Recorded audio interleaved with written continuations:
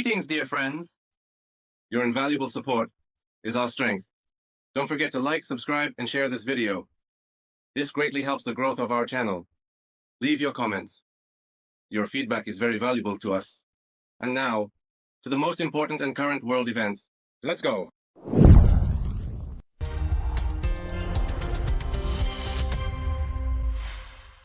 This is burning in our yard.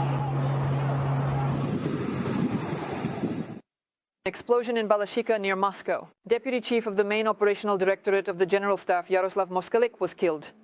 As stated by the investigative committee, an improvised explosive device filled with shrapnel detonated in a Volkswagen Golf car. The investigative committee has initiated a case under the Articles of Murder and Illegal Trafficking of Explosives. The directorate where the deceased general served develops military operations, including in the Kimu Special Military Operations Zone. On RBC, the main news. In the studio, Anna Krupina. Progress has been made. In the talks between Vladimir Putin and the U.S. President's special envoy, Stephen Witkoff, commented Kirill I. Dmitriev, head of the Russian Direct Investment Fund. He was also present at the meeting, which took place in the Kremlin. Oh, very. To be continued. This was Witkoff's fourth trip to Russia. The conversation lasted about 3 hours. The president's press secretary, Dmitry Peskov, described the visit as shuttle diplomacy. According to him, Witkoff conveys a message from Trump to Putin and then from Putin to Trump. The president's aide, Yuri Ushakov, who also participated in the talks, assessed them as constructive and very useful. This conversation allowed for further alignment of positions between Russia and the USA, not only on Ukraine, but also on a number of other international issues. Regarding the Ukrainian crisis, specifically, the discussion included the possibility of resuming direct negotiations between representatives of the Russian Federation and Ukraine. On Friday, U.S. President Donald Trump also commented on the progress of the settlement. He made the comment before departing for Italy for the Pope's funeral. I think things with Russia and Ukraine are progressing. We hope for this, but everything is very fragile.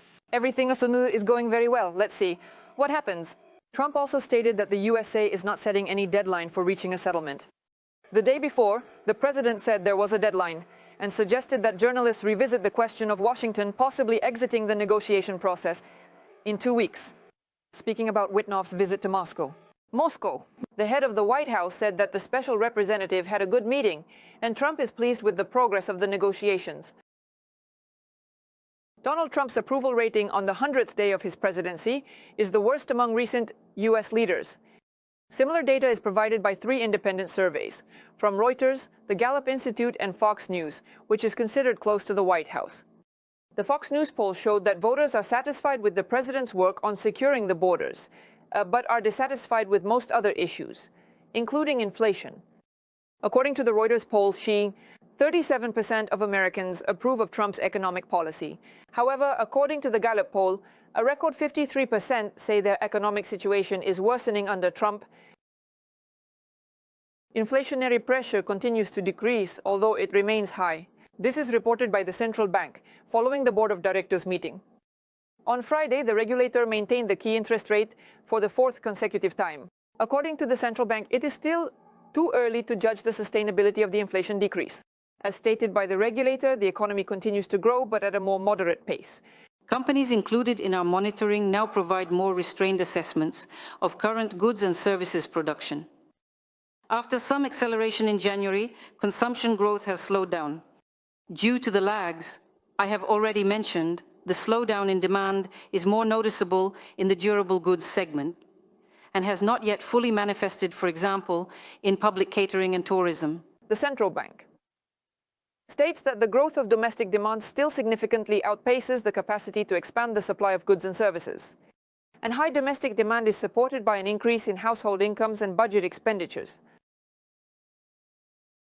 Behavior assessments in all schools in Russia are planned to be introduced from the beginning of next year.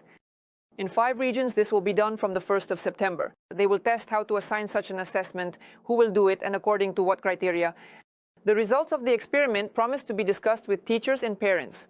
Psychologists agree that a behavior assessment will not solve the problem of aggression and bullying in schools, as it is necessary to address the causes of such behavior, which often stem from the family. These were the main news. Stay tuned to RBC.